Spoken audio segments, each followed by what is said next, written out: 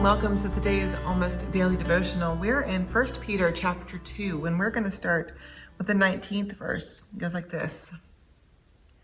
Now it is commendable if, because of one's understanding of God, someone should endure pain through suffering unjustly. But what praise comes from enduring patiently when you have sinned and are beaten for it? If you endure steadfastly when you have done good and suffer for it, this is commendable before God. You were called to this kind of endurance because Christ suffered on your behalf. He left you an example so that you might follow in his footsteps. He committed no sin, nor did he ever speak in ways meant to deliver. When he was insulted, he did not reply with insults. When he suffered, he did not threaten revenge. Instead, he entrusted himself to the one who judges justly.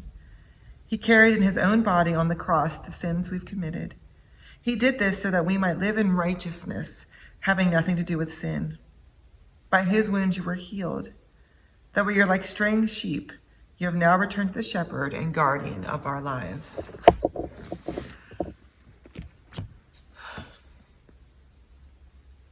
This idea of suffering is a challenging one.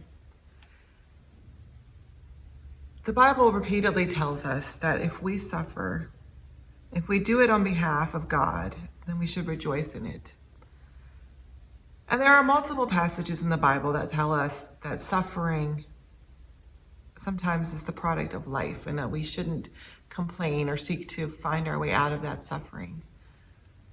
And that's often used to keep people in situations that are dangerous, are unhealthy, are not life-giving. And I think that is a fundamental misunderstanding of the Bible's view of suffering. Peter here reminds us that we don't need to seek suffering. We don't need to seek it out. We don't need to invite it upon ourselves. If you're in a situation where you are continually suffering, then that is not of God.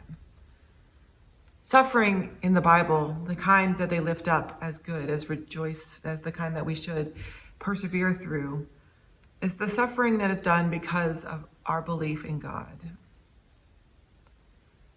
And so sometimes that suffering looks like not going to a sporting event on Sunday morning. And so we miss out on something that's valuable to us because we put God first, and that causes us some suffering.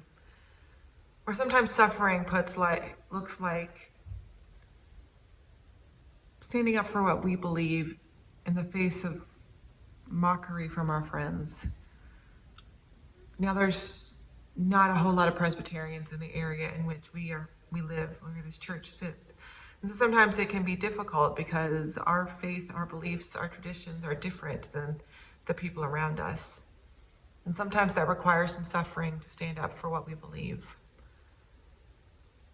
That's the kind of thing that Peter lifts up here. And we get into this dualistic thinking of all suffering being good and all good things, all things that we enjoy being bad. And it's just too simplistic, it's too easy. That's not what Peter means. That's not what Peter says. Suffering for the sake of it is not good. Suffering for the sake of God, because we're following Christ's example to love first. That's the kind of suffering through which Christ asks us to endure. And so I invite you to consider, what kind of suffering do you experience in your day? And how is that keeping you in bondage instead of setting you free into the life